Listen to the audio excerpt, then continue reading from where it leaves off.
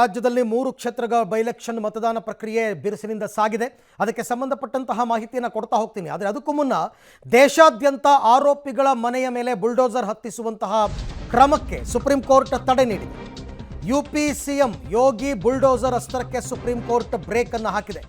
ಅಧಿಕಾರಿಗಳು ನ್ಯಾಯಾಧೀಶರಾಗೋದಕ್ಕೆ ಸಾಧ್ಯವಿಲ್ಲ ಅಂತ ಅಭಿಪ್ರಾಯಪಟ್ಟಿದೆ ಸುಪ್ರೀಂ ಕೋರ್ಟ್.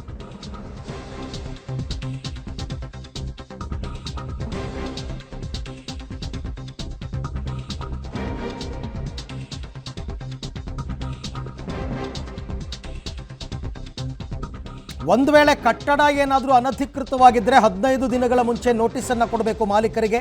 ಕಟ್ಟಡ ತೆರವು ಕಾರ್ಯಾಚರಣೆಯನ್ನು ಚಿತ್ರೀಕರಣ ಮಾಡ್ಕೋಬೇಕು.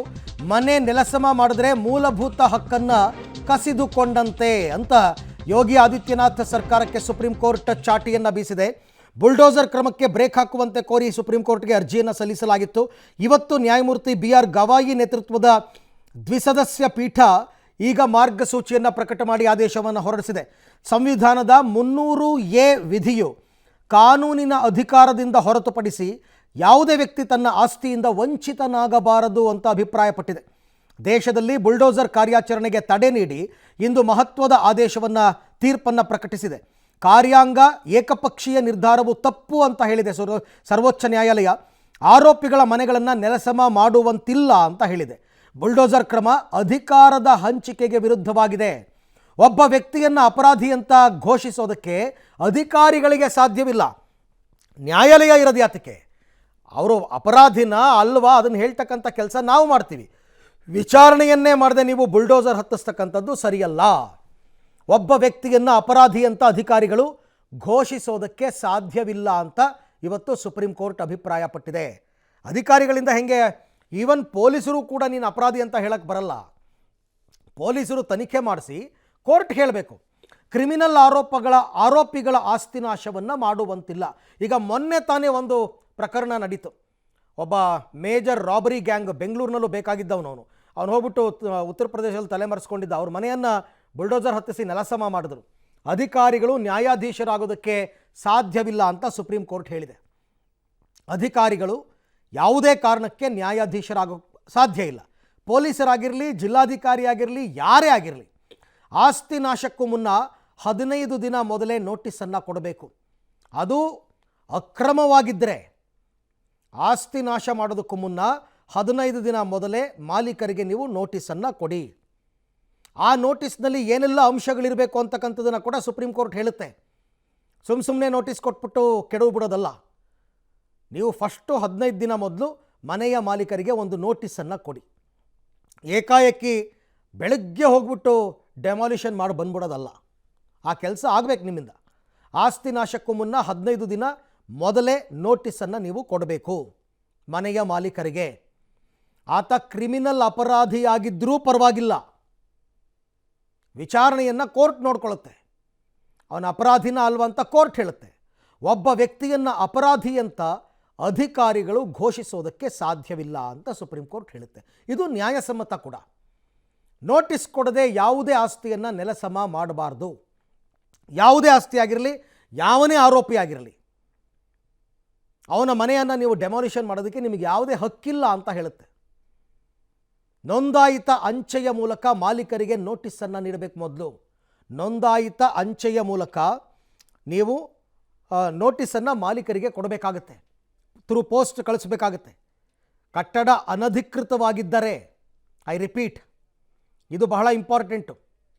ಹಾಗಂತ ಯಾವ ಬಿಲ್ಡಿಂಗ್ನು ಡೆಮಾಲಿಷನ್ ಮಾಡೋ ಹಾಗಿಲ್ಲ ಅಂತಲ್ಲ, ಮಾಡಬಹುದು ಅಂಡರ್ ಸರ್ಟನ್ ಗ್ರೌಂಡ್ ರೂಲ್ಸ್. ಆ ಕೆಲಸ ಆಗಬೇಕು. ನಿರ್ಮಾಣದ ಸ್ವರೂಪ, ನಿರ್ದಿಷ್ಟ ಉಲ್ಲಂಘನೆಯ ವಿವರವನ್ನು ಆ ನೋಟಿಸ್ನಲ್ಲಿ ನೀವು ಉಲ್ಲೇಖಿಸಬೇಕು. ಅಂದರೆ ನೀವು ಯಾವ ಸ್ವರೂಪದಲ್ಲಿ ನಿರ್ಮಾಣ ಮಾಡ್ತಾ ಇದ್ದೀರಾ ಮತ್ತು ನೀವು ಯಾವ ರೂಪದಲ್ಲಿ ನಿಯಮವನ್ನು ಉಲ್ಲಂಘನೆ ಮಾಡಿದ್ದೀರಾ, ಇದೆಲ್ಲ ವಿವರವನ್ನು ಆ ನೋಟಿಸ್ನಲ್ಲಿ ಉಲ್ಲೇಖಿಸಬೇಕು. ಅನಧಿಕೃತ ಕಟ್ಟಡವಾಗಿದ್ದರೆ ನೋಟಿಸ್ನಲ್ಲಿ ಇದು ಅನಧಿಕೃತ ಅಂತಲೂ ಉಲ್ಲೇಖ ಮಾಡಬೇಕು. ಸುಮ್ಮನೆ ಅಲ್ಲ, ನಿಮ್ಮ ಕಟ್ಟಡವು ಅನಧಿಕೃತವಾಗಿ ಕಟ್ಟಲಾಗಿದೆ. ಈ ಎಲ್ಲ ವಿಚಾರಕ್ಕೆ ಸಂಬಂಧಪಟ್ಟಂತೆ ಮತ್ತಷ್ಟು ಮಾಹಿತಿ ನನ್ನ ಕೊಲೀಗ್ ಶಬೀರ್ ಅವರಿಂದ ಪಡ್ಕೊಳ್ಳೋಣ. ಶಬೀರ್, ಸುಪ್ರೀಂ ಕೋರ್ಟ್ನ ಮಹತ್ವದ ಈ ಆದೇಶ ಒಂದು ರೀತಿ ಉತ್ತರ ಪ್ರದೇಶಕ್ಕಂತೂ ಮಾಸ್ಟರ್ ಸ್ಟ್ರೋಕ್, ಅಲ್ಲಿನ ಸರ್ಕಾರಕ್ಕೆ. ಇದು ದೇಶದಾದ್ಯಂತ ಇಂಪ್ಲಿಮೆಂಟ್ ಆಗ್ತಕ್ಕಂಥದ್ದು. ಸೊ ತನ್ನ ತೀರ್ಪಿನಲ್ಲಿ ಏನೆಲ್ಲ ವಿಚಾರಗಳನ್ನು ಅಭಿಪ್ರಾಯಪಟ್ಟಿದೆ ಸುಪ್ರೀಂ ಕೋರ್ಟ್ ಇವತ್ತು?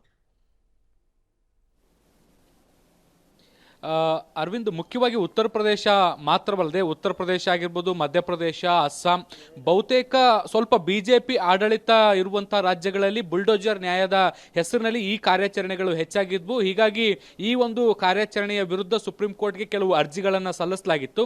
ಅರ್ಜಿಗಳ ವಿಚಾರಣೆ ನಡೆಸಿದಂಥ ಸುಪ್ರೀಂ ಕೋರ್ಟ್ ಇವತ್ತು ಮಹತ್ವದ ಆದೇಶವನ್ನು ತನ್ನ ಅಂತಿಮ ತೀರ್ಪಿನಲ್ಲಿ ತಿಳಿಸಿರುವಂಥದ್ದು. ಈ ಒಂದು ಅಕ್ರಮ ಕಟ್ಟಡಗಳನ್ನು ತೆರವು ಮಾಡುವ ವಿಚಾರಕ್ಕೆ ಸಂಬಂಧಪಟ್ಟಂತೆ ಕೆಲವೊಂದಿಷ್ಟು ಮಾರ್ಗಸೂಚಿಗಳನ್ನು ಪ್ರಕಟ ಮಾಡಿರುವಂಥದ್ದು. ಸುಪ್ರೀಂ ಕೋರ್ಟ್ ಇಲ್ಲಿ 2 ಅಂಶಗಳನ್ನು ಸ್ಪಷ್ಟವಾಗಿ ಹೇಳಿರುವಂಥದ್ದು. ಆರೋಪಿ ಕ್ರಿಮಿನಲ್ ಆರೋಪಗಳನ್ನು ಎದುರಿಸ್ತಿದ್ದಾನೆ ಅನ್ನುವಂತಹ ಕಾರಣಕ್ಕೆ ಅವನಿಗೆ ಸಂಬಂಧಿಸಿದಂಥ ಆಸ್ತಿ ಪಾಸ್ತಿ, ಮನೆ, ಕಟ್ಟಡ, ಇತರೆ ಯಾವುದೇ ಆಸ್ತಿಯನ್ನು ತೆರವುಗೊಳಿಸುವಂತಿಲ್ಲ ಅನ್ನುವಂಥದ್ದನ್ನು ಒಂದು ಸ್ಪಷ್ಟಪಡಿಸಿರುವಂಥದ್ದು. ಒಂದು ವೇಳೆ ಏನಾದರೂ ಕಟ್ಟಡ ಅಕ್ರಮವಾಗಿದ್ದರೆ ಅಥವಾ ಸರ್ಕಾರದ ಭೂಮಿಯನ್ನು ಒತ್ತುಪರಿ ಮಾಡಿಕೊಂಡಿದ್ರೆ ಅದನ್ನು ಹೇಗೆ ತೆರವುಗೊಳಿಸಬೇಕು ಅನ್ನೋದಕ್ಕೆ ಸಂಬಂಧಪಟ್ಟಂತೆ ಒಂದು ಮಾರ್ಗಸೂಚಿಯನ್ನು ಪ್ರಕಟಿಸಿರುವಂಥದ್ದು. ಇದು ದೇಶಾದ್ಯಂತ ಎಲ್ಲ ರಾಜ್ಯಗಳಿಗೂ ಕೂಡ ಅನ್ವಯ ಆಗುವಂತೆ ಮಾಡಿಕೊಂಡಿರುವಂಥದ್ದು. ಯಾಕೆಂದರೆ ಅಧಿಕಾರಿಗಳು ಏಕಾಏಕಿ ಬೆಳಗ್ಗೆ ಹೋಗುವಂಥದ್ದು, ಅಕ್ರಮದ ಹೆಸರಿನಲ್ಲಿ ತೆರವು ಮಾಡುವಂಥದ್ದು ಇದು ಸೂಕ್ತ ಅಲ್ಲ ಅನ್ನುವಂಥ ನಿಟ್ಟಿನಲ್ಲಿ ಕೋರ್ಟ್ ಅಭಿಪ್ರಾಯವನ್ನು ವ್ಯಕ್ತಪಡಿಸಿರುವಂಥದ್ದು. ಮುಖ್ಯವಾಗಿ ಇಲ್ಲಿ ಅಧಿಕಾರಿಗಳ ವಿರುದ್ಧ ಕೋರ್ಟ್ ಚಾಟಿ ಬೀಸುವಂಥ ಕೆಲಸವನ್ನ ಮಾಡಿದೆ. ಕಾರ್ಯಾಂಗ ನ್ಯಾಯಾಂಗದ ಕೆಲಸವನ್ನ ಮಾಡಬಾರದು ಅನ್ನುವಂಥ ನಿಟ್ಟಿನಲ್ಲಿ ಸ್ಪಷ್ಟವಾಗಿ ಹೇಳಿರುವಂಥದ್ದು. ಅಧಿಕಾರಿಗಳು ತಮ್ಮ ಅಧಿಕಾರವನ್ನ ದುರ್ಬಳಕೆ ಮಾಡಿಕೊಂಡು ಏಕಾಏಕಿ ಹೋಗಿ ಈ ರೀತಿಯಾದಂಥ ಕಾರ್ಯಾಚರಣೆಗಳನ್ನು ಮಾಡುವಂಥದ್ದು ಸರಿಯಲ್ಲ. ಯಾಕೆ ಅಂದರೆ ಒಂದು ಮನೆ ಅನ್ನುವಂಥದ್ದು ಕೇವಲ ಒಂದು ಮನೆ ಆಗಿರೋದಿಲ್ಲ. ಆರೋಪಿ ತಪ್ಪು ಮಾಡಿರಬಹುದು ನಿಜ, ಆದರೆ ಆರೋಪಿಯ ಅನುಯಾಯಿಗಳೇನಿರ್ತಾರೆ ಅಂದ್ರೆ ಅವರ ಸಂಬಂಧಿಕರು, ಕುಟುಂಬಸ್ಥರೇನಿರ್ತಾರೆ ಅವರು ಯಾವುದೇ ರೀತಿಯಾದಂಥ ತಪ್ಪುಗಳನ್ನು ಮಾಡಿರೋದಿಲ್ಲ. ಹೀಗಾಗಿ ಆರೋಪಿಯ ಹೆಸರಿನಲ್ಲಿ ನೀವು ಮನೆಯನ್ನು ಧ್ವಂಸ ಮಾಡಿದರೆ ಆ ಮನೆಯ ಮೇಲೆ ಸಾಕಷ್ಟು ನಿರೀಕ್ಷೆಗಳನ್ನು ಅಥವಾ ಭಾವನೆಗಳನ್ನು ಇಟ್ಕೊಂಡಿದ್ದಂತಹ ಜನರು ಎಲ್ಲಿ ಹೋಗಬೇಕು ಅನ್ನುವಂಥ ನಿಟ್ಟಿನಲ್ಲಿ ಕೋರ್ಟ್ ಬಹಳ ಗಂಭೀರವಾದಂಥ ಪ್ರಶ್ನೆಯನ್ನು ಕೂಡ ಎತ್ಕೊಂಡಿರುವಂಥದ್ದು. ಇದ್ರ ಜೊತೆಗೆ ಒಂದು ವೇಳೆ ಕಟ್ಟಡ ಅಕ್ರಮವಾಗಿದ್ದರೆ ನೀವು 15 ದಿನಗಳ ಮುಂಚಿತವಾಗಿ ಪೋಸ್ಟಲ್ನಲ್ಲಿ, ಅಧಿಕೃತವಾಗಿ ಪೋಸ್ಟಲ್ನಲ್ಲಿ ನೀವು ನೋಟಿಸನ್ನು ಕಳಿಸ್ಕೊಡ್ಬೇಕು. ಆ ನೋಟಿಸ್ನಲ್ಲಿ ಹೇಗೆ ಈ ಒಂದು ಕಟ್ಟಡ ಅಕ್ರಮವಾಗಿದೆ ಮತ್ತು ಯಾವ ನಿಯಮಗಳನ್ನು ಉಲ್ಲಂಘಿಸಿದೆ ಅನ್ನುವಂಥದ್ದನ್ನು ಸ್ಪಷ್ಟವಾಗಿ ತಿಳಿಸಬೇಕು. ತಿಳಿಸಿದ ಆದ ಮೇಲೆ ಆ ವ್ಯಕ್ತಿಯಿಂದ ರಿಪ್ಲೈಯನ್ನು ಕೂಡ ಪಡೆದುಕೊಳ್ಬೇಕು. ಅಥವಾ ಅವರ ಸ್ಪಷ್ಟೀಕರಣಗಳು ಅಥವಾ ಆಕ್ಷೇಪಗಳೇನಾದರೂ ಇದ್ದರೆ ಅದಕ್ಕೂ ಕೂಡ ಅವಕಾಶವನ್ನು ಮಾಡಿಕೊಡ್ಬೇಕು. ಇದಾದ ಮೇಲೆ ತೆರವು ಮಾಡಲಿಕ್ಕೆ ಅವಕಾಶವನ್ನು ಮಾಡಿಕೊಡ್ಬೇಕು. ಮತ್ತು ತೆರವು ಮಾಡಿದ ಮೇಲೂ ಕೂಡ ಈ ಸಂದರ್ಭದಲ್ಲಿ ವಿಡಿಯೋಗ್ರಫಿಯನ್ನು ಮಾಡ್ಕೊಳ್ಬೇಕು. ಈ ಎಲ್ಲ ಅಂಶಗಳನ್ನು ಕೂಡ ಸರ್ಕಾರದ ವೆಬ್ಸೈಟ್ನಲ್ಲಿ ಅಪ್ಲೋಡ್ ಮಾಡುವಂಥ ಕೆಲಸವನ್ನು ಕೂಡ ಮಾಡಬೇಕು.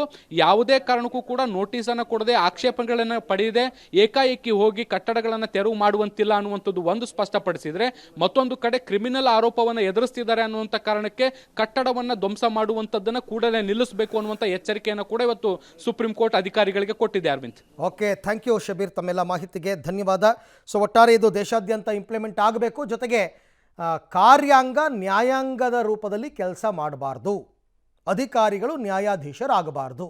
ಇದು ಬಹಳ ಸ್ಪಷ್ಟವಾಗಿ ಒತ್ತಿ ಹೇಳಿದೆ ಸುಪ್ರೀಂ ಕೋರ್ಟ್.